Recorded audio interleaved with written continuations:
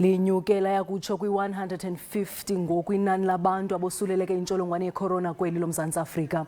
Oku kubhengezwe ngumongameli Cyril Ramaphosa emva kwentlanganiso ebeyibambe kunye neenkokheli zakwalizwi ePitoli namhlanje, nalapho bekuxovulwa indima ezakudlalwa zezinkokheli ukunqanda le ntsholongwane inganwenwi nanjengoko sele igubungela ihlabathi liphela. Kukho nenkxalabo ngezinye iinkokheli ezibonakala zingayithabatheli-ngqalelo imiqathango ebekiweyo ukulwa le ntsholongwane. Lisatyelwe ikhwelo likamongameli Cyril Ramaphosa zezinkokheli zikalizwi kwiphulo lokuncedisana norhulumente ukunqanda le ntsholongwane yeCorona nesele linamaxhoba liqela kwamanye amazwe. We've had a most wonderful meeting, a very spirit-lifting meeting. So we rise from here as people in government, very encouraged, very strengthened, and much more emboldened to carry on with the work that we are doing, knowing that we have the support of the leaders of faith-based organizations.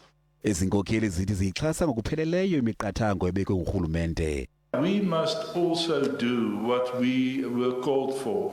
We must also, in this very challenging times, we must reach out to especially to the vulnerables. Emva kwentlanganiso esibe nawo nohulumeni nezikhulu zecabinet, umuntu useqonda kangcono ukuthi sikhona isidingo sokuthi sihlehlise eminye yemigubho nemhlangano yebandla. We reiterate our commitment to play our role for the betterment of each and every citizen in South Africa, and also reiterate our commitment to play our role to curb the spread of the virus.